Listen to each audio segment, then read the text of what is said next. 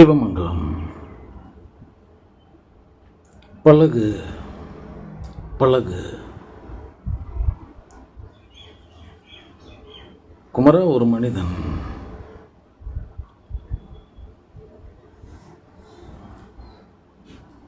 முதலில் ஒரு நிறைவை பழக வேண்டியவனாய் இருக்கிறான்.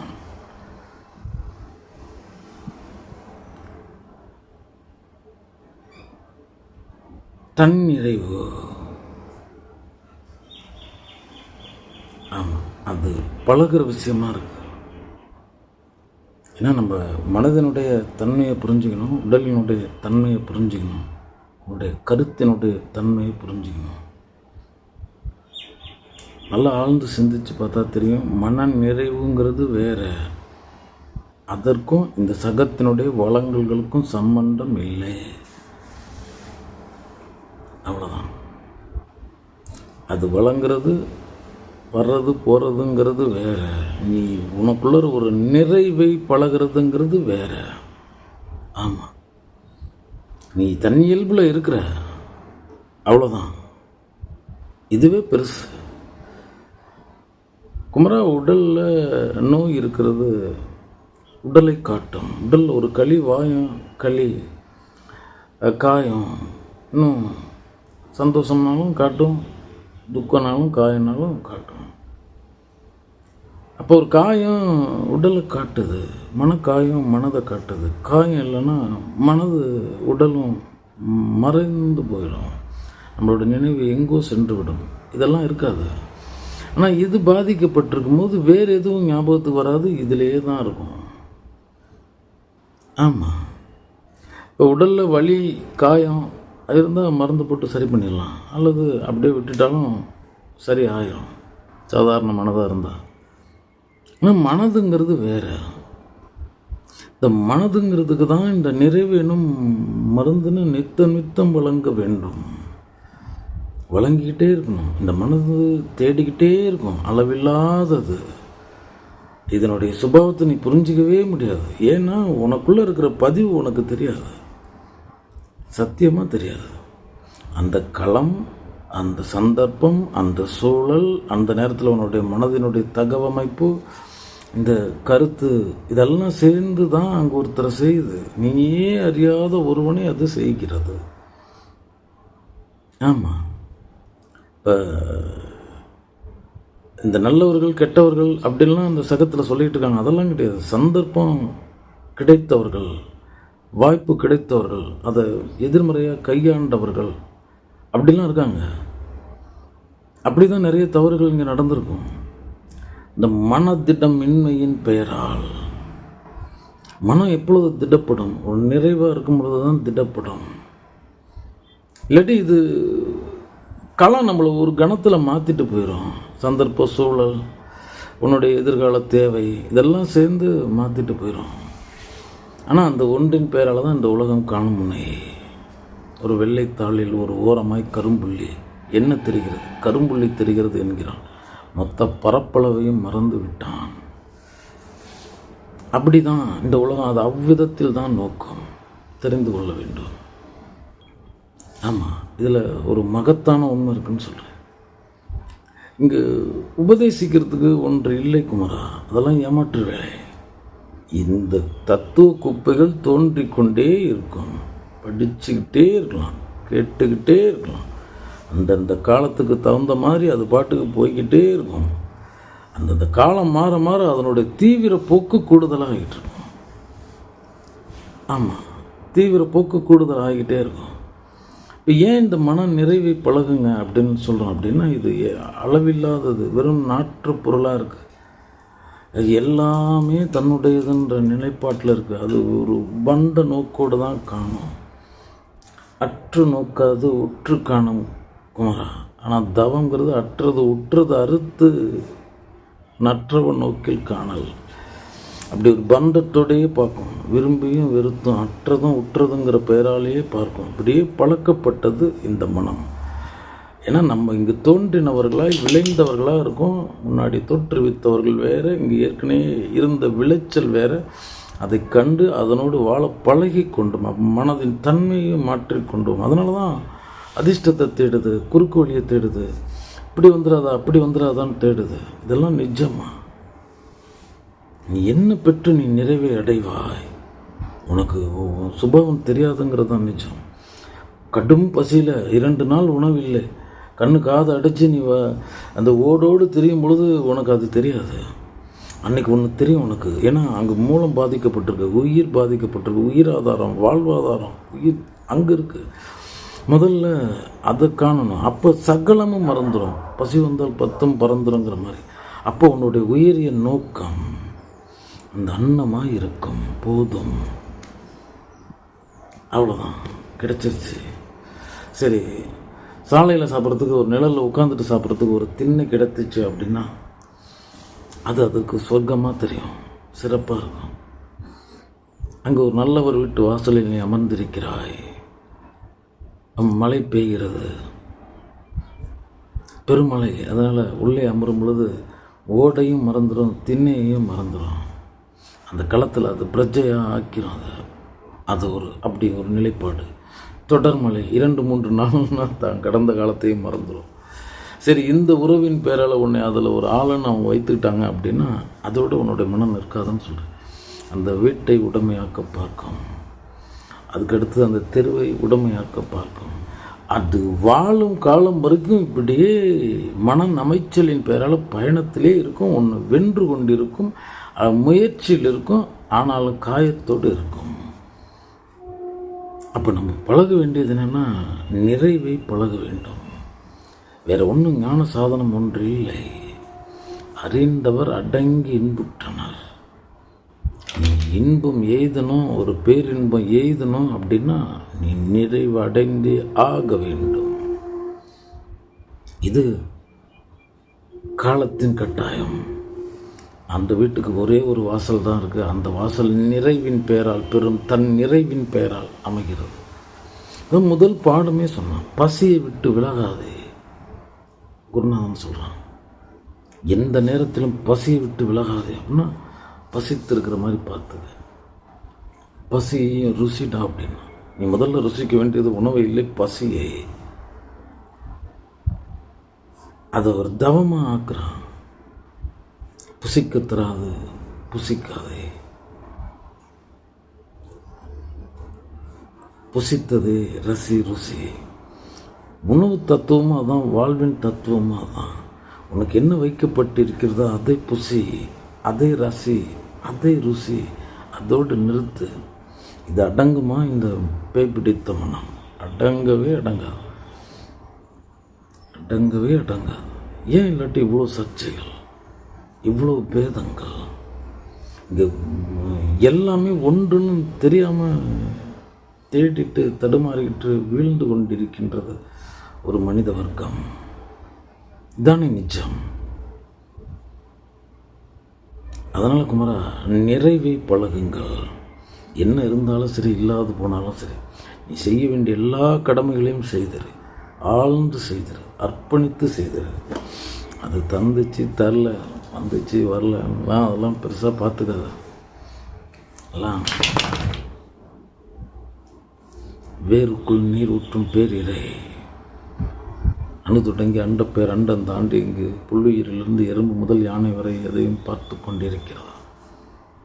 அதில் நீங்கள் சுத்த வர்க்கமும் சொர்க்க தேசத்தில் வாசம் செய்கிறீர்கள், ஐயமே தேவையில்லை. அவ்வளோதான், கொண்டாடி பயணியுங்கள். ஏன்னா இது அளவில்லாத ஆசையை உடையது, அளவில்லாத பற்றை உடையது, அளவில்லாத இச்சையை உடையது. இப்படியெல்லாம் அளவில்லாததாக இருக்குது. இது தனியவே தனியாதுங்கிறத தெரிஞ்சுக்கணும். இந்த ஆர்ப்பரிப்பினுடைய அளவு தான் கூடுதலாகிட்டு இருக்குமே தவிர இங்கே அடங்களுக்கு வரவே வராது. ஒரு குழந்தை 1 வயதில் என்ன உண்டது, எவ்வளோ உண்டது, எந்த தன்மையில் உண்டது, 2 வயதில், 3 வயதில், 5 வயதில், 10 வயது, 15 வயது, 25, இது கூடிக்கிட்டே தான் போகும். அதே மாதிரி உன்னுடைய ஆசையனும் மன அமைச்சலும் அப்படி தான். அதை ஏன் நிராசை பழகுவீங்க? தயவுசெய்து அதில் உள்ளே வாங்க அப்படின்னு சொல்கிறதுக்கு காரணம் என்னென்னா, இங்கே ஆசையை வச்சுக்கிட்டு நம்ம இன்பத்தை தேடிக்கிட்டு இருக்கோம். ஆனால் தத்துவம் வேறையாக இருக்குது. ஆசை அருமின் ஆசை அருமின் ஈசனோடு ஆயினும் ஆசை அருமின் ஆசைப்படப்பட ஆய்வரும் துன்பம் ஆசை விட விட இன்பம் தானே. ஆசை விட விட தான் இன்பம்.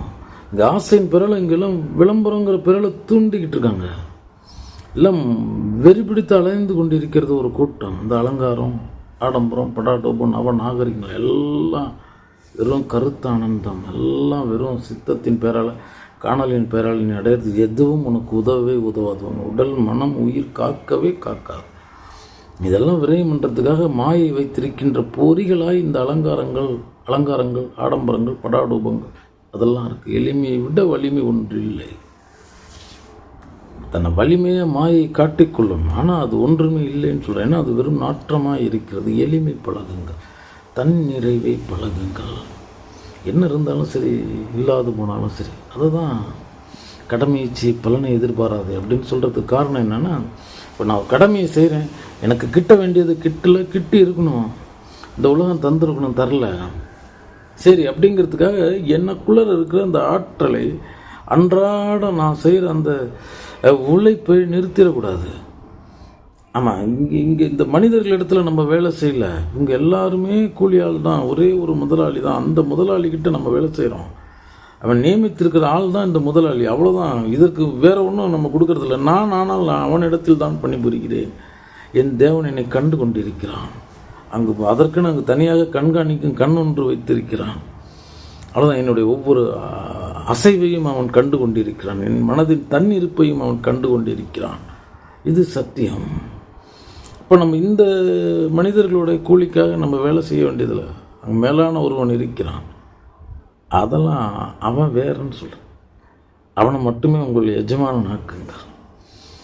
ஆமாம், அவன் மட்டும் உங்களை கண்டு கொண்டிருக்கிறான்.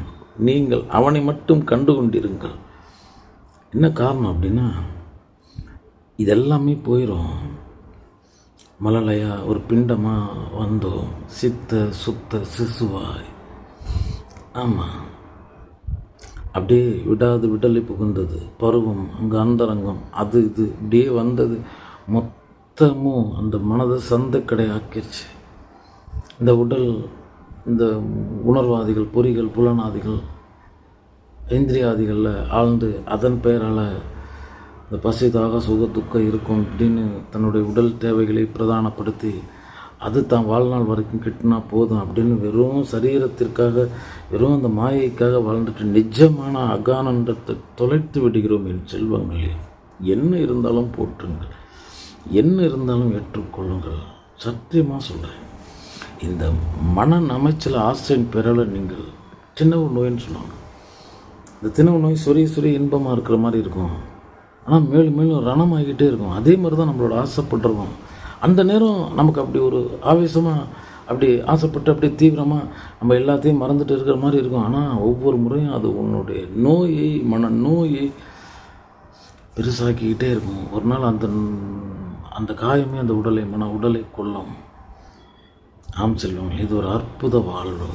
சத்தியம் சொல்கிறேன், உங்களுக்கு நல்லா இருக்கீங்க. அப்படியே இந்த உலக அரங்கத்தில் போய் பாருங்களேன். ஒரு ஒப்பீடு செய்யும் பொழுது குமரா, ஒட்டுமொத்த உலகத்தையும் ஒரு தட்டில் வைத்து, உங்களையும் ஒரு தட்டில் வைத்து அங்கே கணக்கு போட்டு பார்த்தீங்க அப்படின்னா உங்களுக்கு இறைவன் பேரருளாளன், பெரும் கருணையானவன், பேரன்பின் பெயரால், பேராசீர்வாதத்தின் பெயரால் உங்களை நிலைநிறுத்தி வைத்திருக்கிறான் எனும் பேருண்மை புலப்படும். ஆம் செல்வங்களே, உங்களுக்கு எல்லாம் திணிக்கப்பட்டன, நிறைய வகைகள் வைக்கப்பட்டிருக்கின்றன. உணவே இல்லாமல் ஒரு கூட்டம், ஒதுங்க இடமே இல்லாத ஒரு கூட்டம், நீரே இல்லாமல் ஒரு கூட்டம், சிதறிக்கொண்டு ஒரு கூட்டம், எவ்வளவோ மனிதர்களுக்காக மனிதர்கள் செய்யும் கொடுமைகளுக்கு இடையில் மாட்டிக்கிட்டு இருக்க ஒரு கூட்டம், சர்வாதிகாரத்தின் பெயரால் அகப்பட்டுக்கிட்டு இருக்க இன்னொரு கூட்டம். இப்படி எத்தனையோ கேடுகள், கொடுமைகள் உலக அரங்கில் இருந்த பொழுதும் நீங்கள் ஒரு சர்வ சுதந்திரத்தில் உங்கள் முடிவை நீங்களே எடுத்து வாழ்ந்து கொண்டிருக்கின்றீர்கள். உங்கள் வட்டத்திற்குள் நீங்கள் நாயகனாய். ஆம் செல்வங்களே, ஒரு நீரின் மகத்துவம் அறியீர், ஒரு நிழலின் மகத்துவம் அறியீர், ஒரு உணவின் மகத்துவம் அறியீர், ஒரு உறவின் மகத்துவம் அறியீர், ஒரு நட்பின் மகத்துவம் அறியீர், உங்களுடைய பந்தங்களை அறியீர். இதெல்லாம் உங்களை சூழ்ந்து இருக்கிற சொர்க்கங்கள், சத்தியமாக சொர்க்கங்கள். உன் மனசை தீவிரப்படுத்தி அது எதையோ கருதி அதன் பெயரால் தன் உள்ளத்து அழுத்தங்களை அதன்பால் நிலைநிறுத்தி இது வெற்றாய் திரிந்து கொண்டிருக்கிறது. அவ்வளோதான். கழுத்து வரைக்கும் தின்னுட்டு ஏப்பம் விட முடியலன்னு ஒருத்தர் அங்கே மருத்துவர் இடத்தில், ஆமாம், உணவே இல்லாமல் மயங்கி கிடக்கிறார். அவரை கொண்டுட்டு போகிறாங்க. இவங்க 2 பேரும் ஏக காலத்தில் அந்த மருத்துவரை காணுகிறார்கள். அங்கே மயங்கி கிடந்தவனுக்கு உணவு மருந்து, அங்கே கொளுத்து தொண்டை வரைக்கும் தின்னுட்டு நிற்கிறவங்களுக்கு விரதம் மருந்து, பட்டினி மருந்து. இதுதான் இன்றைக்கி உலகத்தினுடைய நிலை. அப்படியே கொழுக்க தின்னுட்டு அதெல்லாம் என்னன்னே தெரியாமல் அதெல்லாம் நிலைப்பாடெல்லாம் மறந்துட்டு எதையோ பேசிக்கிட்டு எதையோ செஞ்சுக்கிட்டு இவங்களுக்குள்ள சில இந்த விஞ்ஞானம் ஏற்படுத்தின இந்த மாயைகளை கையில் வச்சுக்கிட்டு அதன் பேரால் அப்படி இப்படின்லாம் வந்துட்டு இருக்காங்க. இதெல்லாம் இல்லவே இல்லை. இதெல்லாம் இப்போ நீங்கள் வாழ்ந்துக்கிட்டு இருக்க வாழ்வு சரியான வாழ்வு, சரியாக செலுத்தி கொண்டிருக்கிறான். அவனை விட அற்புதமாக செய்ய எவனும் இல்லை. நீங்கள் அவன்பால் நிலைத்திருங்கள். இந்த எண்ண தீவிரத்தை அவன்பால் செலுத்துங்கள். நம்மளுடைய எண்ணத்திற்கு இறையே. நம்ம எண்ணத்திற்கு ஒரு உணவு இருக்குது, அது இறை எண்ணம் தான். அவ்வளோதான். அதுக்குள்ளே போய் மாட்டிக்கிட்டு அந்த இறைவன், இந்த இறைவன், அந்த தேசத்திறைவன், இந்த தேசத்திறைவன். இறைவன்னா இறைவன் தான். அவன் ஒரு காற்று தனித்தனியாக இருக்கா இல்லை, நீர் தனித்தனியாக இருக்கா இல்லை, ஒரு தலம் தனித்தனியாக இருக்கா இல்லை, விண் இல்லை, சூட்சமும் இல்லை, எல்லாமே ஒன்றா தான் இருக்குது. அவ்வளோதான். இதில் முந்தி வேதம் வகுத்தது, நியதி வகுத்தது, இறை ஞானம், வாழ்வியல், இங்கு சமூகவியல்னும் வானசாஸ்திரத்திலேருந்து இங்கே சகல சாஸ்திரத்திலும் இந்த மூலிகை நியமனங்களையும் எல்லாத்தையும் வகுத்து வைத்தும் ஒரு தாத்தான் இருக்கான். அவன் தமிழன். அதை யாரும் மறுத்துட முடியாது. அவ்வளோதான். அங்கே அவனோட நோக்கம் யாது முறை யாவரும் கேளீர் விருந்தோம்பல். அதன் பேரால் அவ்விதத்தில் கண்ணிரண்டை விடுத்து கண்ணீரெண்டு நிறுத்தி அதன் பேரால் உறவுகளை கண்டான். உறவுகளை கண்டான். ஆமாம். அப்போ இதில் நம்ம இதெல்லாம் அவங்கள பற்றின எதுவும் நமக்கு தெரியறதில்ல. பசி வேலையில் தான் பசி புரியும், தாகத்தின் வேலையில் தான் தாகம். இன்றைக்கி பசி தாகம் எடுத்து இவங்க சாப்பிட்றாங்களான்னு தெரியல குமரா. என் குருநாதன் சொன்னான், பசித்து தான் புசிக்கணும். பசித்ததுக்கு அப்புறமேட்டு தான் அதை தயார் செய்கிற நோக்கத்துக்கு வரணும். அப்படியே என்ற மாதிரி எல்லாமே நமக்கு வைக்கப்படுகிறது. நம்ம பாட்டுக்கு எதை பற்றியும் கவலைப்படுறதில்ல. பசியோடு உட்காருக்கும் போது கொஞ்ச நேரம் அது ருசிக்கிற மாதிரி இருக்குது, எந்திரிக்கும் போது நல்லா இல்லைன்னு மனசார சொல்லிட்டு எந்திரிக்கிறோம். பசி தீவிரம் இருக்கிற வரைக்கும். ஏன்னா இது ஒரு பிச்சைக்கார மனம், இது ஒரு பிச்சைக்கார புத்தி. ஆமாம். கடும் பசியில் இருக்கும்போது பார்த்திங்கன்னா அறக்க பறக்க வரும். எதாவது தின்னா போதுன்னு இருக்கும்போது அந்த பசி புசித்தது அது வேற. அதுக்கப்புறமேட்டுக்கு மனம் ருசித்தது, பின்னாடி கருத்து கசைந்தது, அதை நஞ்சை சொல்லிட்டு போகுது. மனசார தின்ன வைத்த முன்னாடி வச்சுட்டு சொல்லிட்டு போகுது. இப்படி நமக்குள்ள ஒரு கேடுகட்ட புத்தி இருக்குது. நீ உணரணுமா? நீ உன்னுடைய கேவலத்தை உணராமல், உன்னுடைய சிறுமையை உணராமல், உன்னுடைய அறியாமையை உணராமல், உனக்குள்ளே இருக்க கேடுகளை, பாதகங்களை, மனப்பள்ளங்களை உணராமல் நீ மேலானதை அடையவே முடியாது குமரா. இது நிறையாத மனம் பாரு இருக்கா இல்லையா? சொல்லு குமரா. நான் உலகை சொல்லவில்லை குமரா. என் உத்தமத்தோளும் நீயா இருக்கிறாய். அதனால் நான் உன்னிடத்தில் கூறுகிறேன், இருக்கா இல்லையா?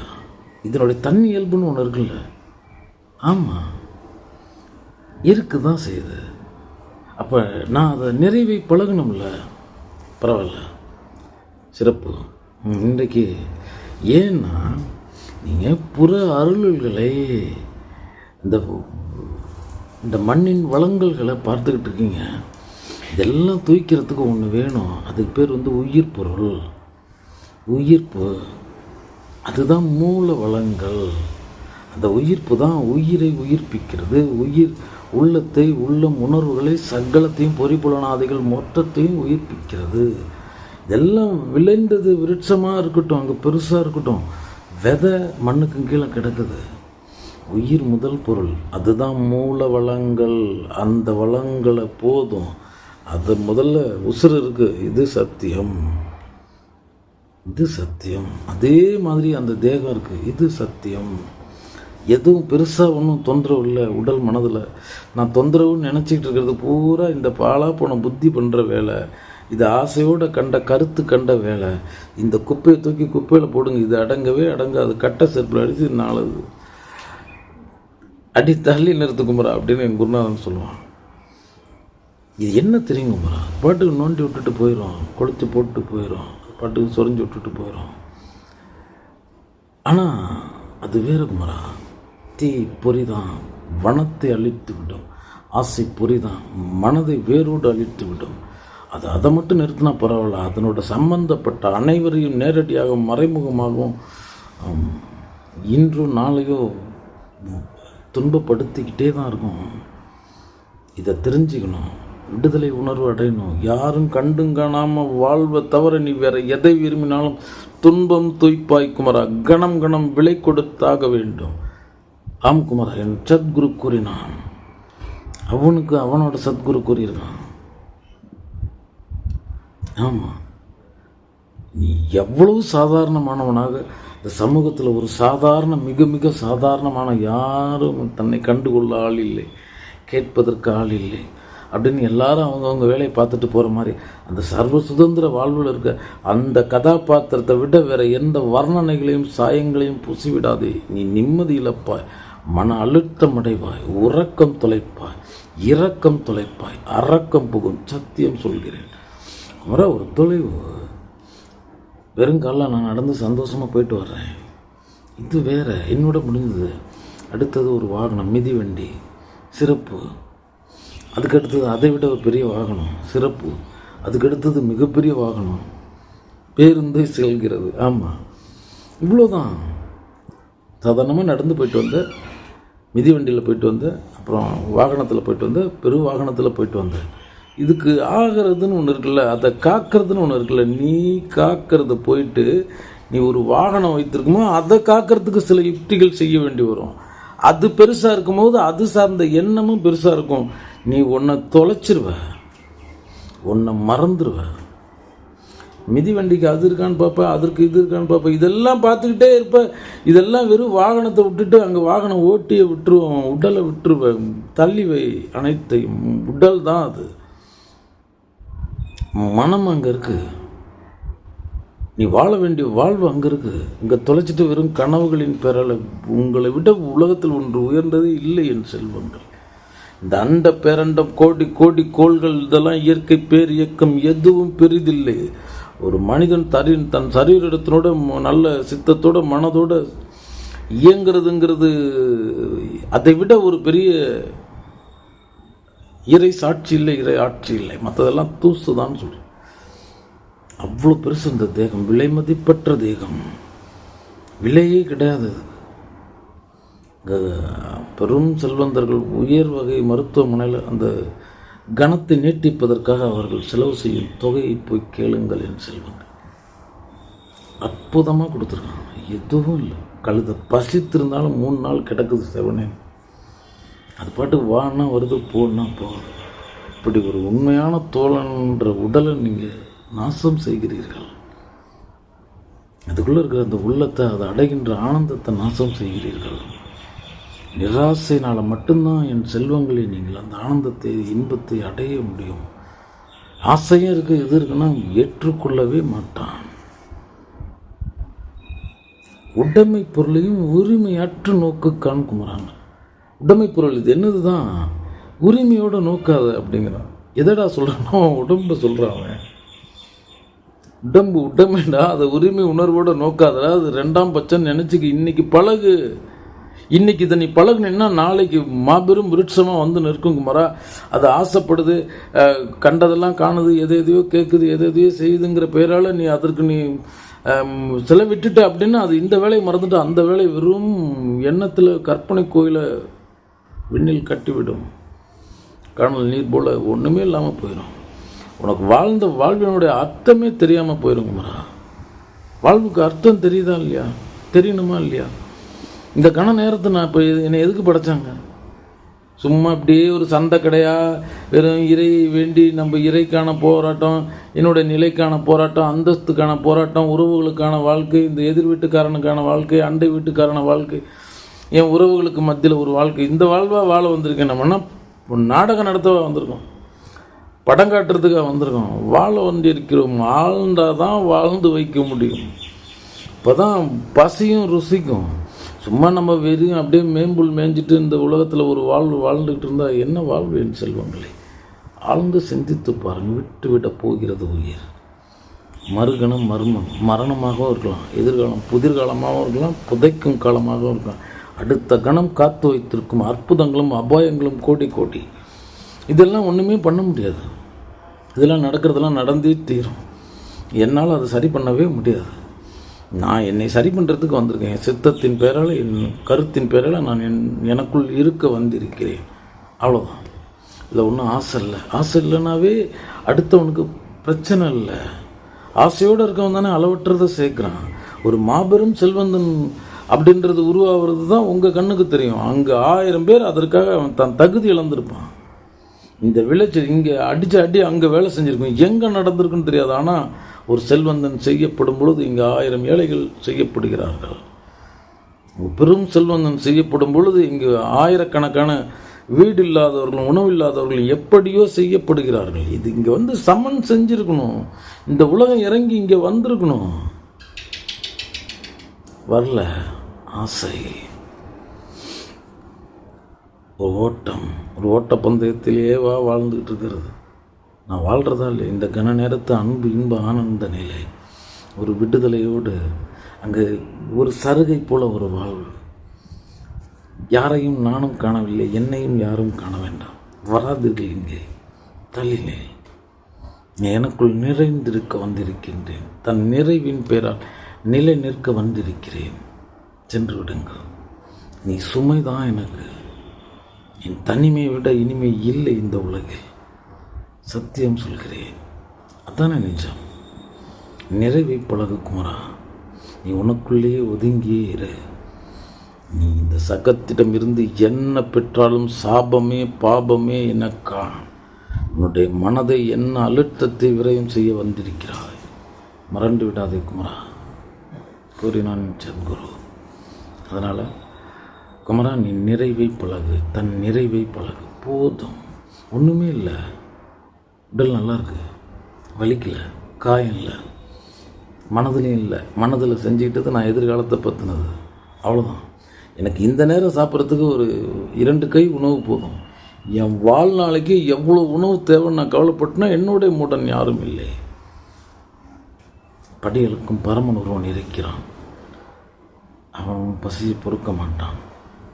ஆனால் நீ இருந்து பாரு பசியோடு. டெவி மட்டான் ஒரு தூயவன். 1000 கரம் கொண்டு வருவான். உன் பட்டினிக்காக, உன்னுடைய பசிக்காக அவன் துடிப்பான்.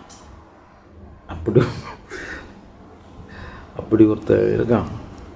வான் பற்றின்றது உன்னுடைய ஊன் பற்றி, உறவுகளை பற்றி ஒருத்தர் இருக்கான். இன்பமும் துன்பமும் இல்லானே உள்ளானே. உனக்கு உண்டானது அனைத்தும் அவனுக்கு உண்டு, உனக்கு உண்டானது அனைத்தும் அவனுக்கு இல்லை.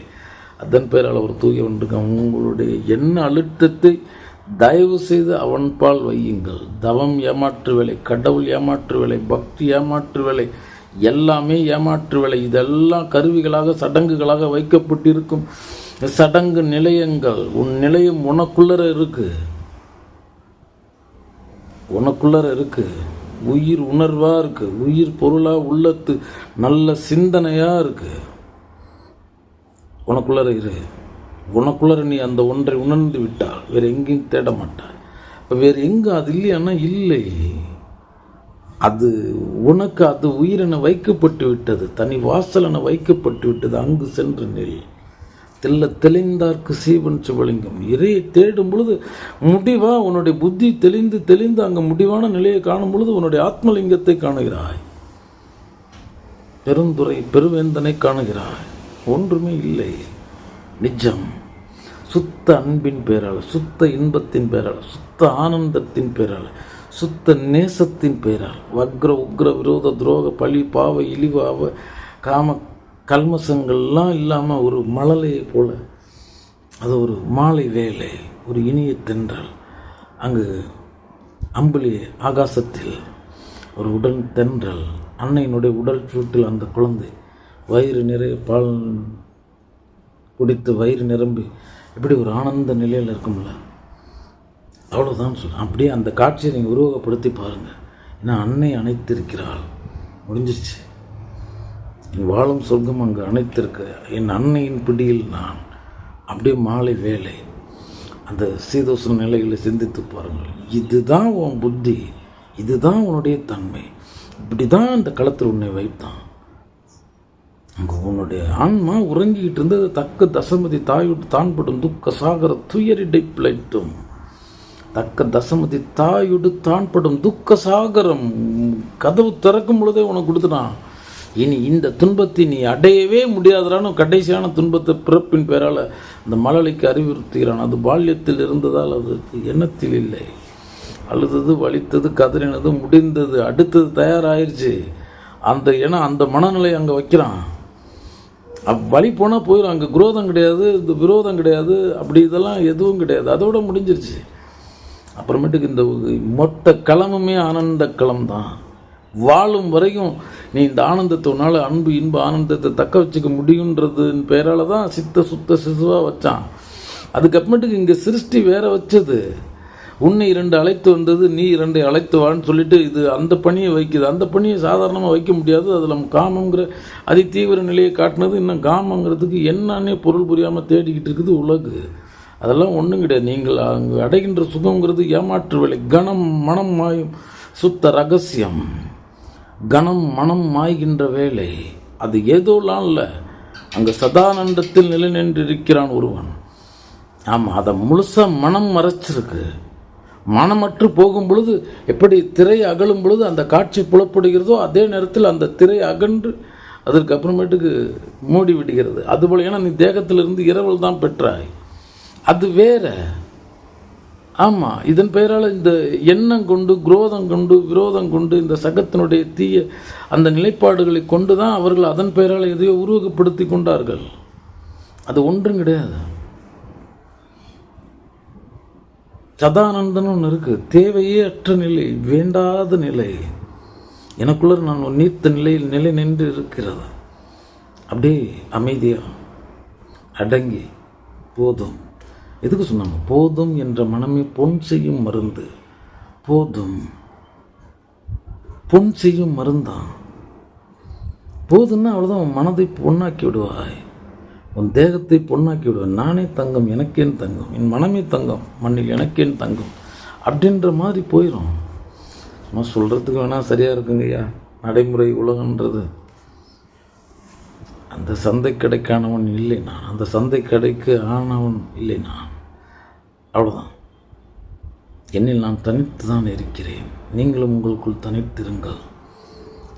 உங்களிடத்தில் என்ன இருந்த பொழுது நீங்கள் அவனிடத்தில் இருங்கள். உங்களிடத்தில் பொறுப்பு இருக்கும், சாம்ராஜ்யம் இருக்கும், எல்லை கிடந்து செல்வம் இருக்கும், எல்லா குப்பையும் கிடக்கட்டும், எல்லாம் கிடக்கட்டும். என்ன இருந்தாலும் நீ அவனிடத்தில் இரு. அவ்வளோதான். உடலையே நான் சாட்சியாக பாருன்னு சொல்லிட்டு இருக்கேன். 2ஆம் பொருளாக பாரு, நான் உடலோடு தெரிந்த வேலை அப்படின்னு. அப்படி நீ பாருன்னா அதெல்லாம் வைக்கப்பட்டிருக்கின்ற பொறுப்பு. அங்கு சத்திய தர்மம் மீறாது அங்கே நடு நின்று உங்கள் கடமையை ஆற்றி விடுங்கள். ஆமாம், நம்ம இருக்கிறத கொடுக்கறதுக்கு வந்திருக்கோம். இல்லாதவங்களுக்கு இடம் தேடி இன்முகமாக சிறந்ததில் சிறந்தது அவர்களுக்கு, இனிமையில் இனிமையானது அவர்களுக்கு, அன்பில் சிறந்தது கொடுத்துட்டு அதன் பெயரால் கருதிட்டு பயணிக்கிறத விட என்ன குமராக இருக்க முடியும்? வழங்க நினை. அவ்வளோதான். எறும்பிலிருந்து உன்னுடைய தவம் தொடங்குகிறது. நினை முதல்ல. ஒரு எறும்புக்கு ஒரு அரிசி, கொஞ்சம் ஒரு இனிப்பு, பறவைகளுக்கு அதுதான் மூலன்னு சொன்னான். யாவருக்குமா இறைவருக்கு ஒரு பச்சில், யாவருக்குமா பசுவிற்கு ஒரு வாயு, யாவருக்குமா முன்னும்போது ஒரு கைப்பிடி. அன்னதோஷம் இருக்குது, புரிஞ்சுக்கிங்க. இருக்கு, வாசி இருக்கு. சிவபரம்பொருள் கொடுத்த காசில் வாசி இருக்கு. எச்சரிக்கை. ஆமாம், வாசி திரவே காசு நல்குவீர், மாசின் மிளலையீர் ஏசல் இல்லையே. அங்கே அந்த காலத்தில் அந்த அன்னதானங்கள் அப்படின்றது இறைவனிடத்திலே படிக்காசு பொற்காசு பெற்று செய்வார்கள். அங்கே நம்மளுடைய நாவுக்கரசர் ஒரு புறம், இந்த பக்கத்து திருஞான சம்பந்தமூர்த்தி நாயனார் ஒரு புறம். அந்த காலத்தில் இறைவனிடத்தில் மூலப்பொருளை பெற்று இன்றைக்கி யாரோ கொடுக்குறான்னு சொல்லிட்டு இருக்காங்க. காலங்காலமாக சைவம் கடத்தி வந்தது அன்னம்பாளிக்கும் திருச்சிற்றம்பலம். ஆமாம், அப்போ திருநாவுக்கரசர் ஐயாவுடைய இதில் உணவு வழங்கப்பட்டுருக்கு, ஞானசம்பந்தருடைய இதில் வழங்கப்படல. என்னென்னா அதில் தங்கத்தில் மாற்று குறைவாக இருக்கான். ஆமாம், இங்கே போனீங்கன்னா திருப்பாச்சல் ஆச்சிரமம், திருவாசி பாலாம்பிகையோட நம்பர் மாற்றூரை வரதீஸ்வரர், அங்கே சுந்தரமூர்த்தி நாயனாருக்கு மண் எடுத்து கொடுத்துருக்கார். அப்போ அவர் வழங்கின பொண்ணில் மாற்றான்னு நான் குருநாதன் இடத்துல கேட்டேன். இல்லை குமாரா, பெற்றவனுடைய மனதில் மாசு, அது பொண்ணில் துருவேறியது காணுங்கிறான். அப்போ அங்கே அந்த இவ்வளோ பெரிய நிலை ஏறினதுலேயே அப்படிலாம் இருக்குதுன்னு சொல்கிறேன். ஏன்னா நம்ம நிஜமாக சரியா இல்லை, இதை நம்ம உணராமல் இதுக்காக உங்களை பலகீனப்படுத்துறதுக்காக சொல்ல செல்வங்களே, உன் மனதின் சுபாவத்தை தெரிந்து கொள். நீ கண்ட நிலவு நிலவு இல்லை, உள்ள நீங்கிற சொல் தான் நிலவுங்கிறத மறந்துடாதீங்க. நிலவுதல் அப்படி இல்லை, நிலவுகிறது. ஆனால் என்ன நிலவுகிறது? உள்ள நீ, உள்ள உன் உள்ளண்டாதுங்கிறான். அதனால தான் அந்த ஜோதிடத்தில் மனோகாரகன் சந்திரன் அப்படின்னு சொல்லுவாங்க. ஏன்னா எல்லாமே அண்டப்பிண்ட தத்துவம்லாம் ஒன்று தான். உண்டென்று நோக்குபவர்களுக்கு, உணர தயாராக இருந்து நோக்குபவர்களுக்கு, அவன் எப்படி காரண காரியம் இல்லாமல் தனக்குள் கரைந்தும் வளர்ந்தும் கொண்டு இருக்கின்றானோ மனதினுடைய சுபாவமும் அப்படி இருக்கும். பார்த்து சில விஷயங்களை, சில பாடல்களை கேட்குறீங்க, சிறப்பாக இருக்கும் சில நேரத்தில் கேட்குறதுக்கு. அதே நேரம் அடுத்த நேரத்தில் பார்த்தீங்கன்னா இட்டிக்காயாக கசக்க ஆரம்பிச்சிடும். இது ஒன்றை ரசிச்சிருக்கோம், அதுக்கப்புறமேட்டுக்கு ஏதோ ஒரு வேலையில் கூட்டிகிட்டு போய் காட்டும்போது அதையே அது வெறுக்கும். இது மாதிரி எதையுமே வெறுக்கும், அது எதை விட்டுமே விலகும். அது எங்கே தான் குறி வைத்திருக்கிறேங்கிறதே சொல்லாது. இனம் புரியாத வெளியுமா, இனம் புரியாத மனம் முடக்கும்னு சொல்லுவான். இதெல்லாம் என்னன்னா ஒரு தன்மை. அதனால தான் என் நிலை இழந்தாலும் மனமே நீ உன்னிலை இழக்காதிரு.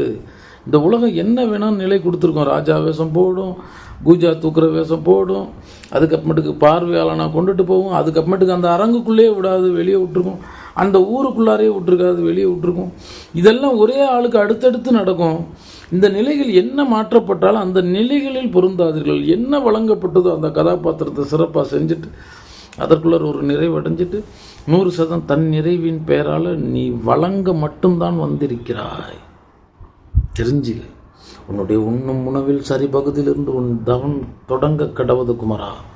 இன்றைக்கெல்லாம் சொல்லுவான் பல பேர், இதெல்லாம் இறைவன் பாரு எப்படி வச்சுருக்கான், நல்லா எவ்வளோ நல்லவன்றது எனக்கே தெரியும், எனக்கெல்லாம் இருந்தால் எவ்வளோ சிறப்பாக நான் உலகத்துக்கு செய்வேன். இந்த பாலா போன கடவுள் பார், கெட்டவனுக்கு தான் கொடுக்குறான், அவனுக்கே தான் கொடுத்துட்டு இருக்கான், எனக்கு கொடுக்க மாட்டேங்கிறான் அப்படின்னு இவர் சொல்லுவார். இப்போ சொல்லுவார் அவர், அப்புறம் செய்ய மாட்டார். ஏன்னா அந்த உலகத்துக்குள்ளே போயிடுவார், தான் பிச்சை எடுத்ததை மறந்துடுவார், கேட்பாரற்று திரிந்ததை மறந்துடுவார். நிழல் அந்த வெயிலை மறைத்து விடும்.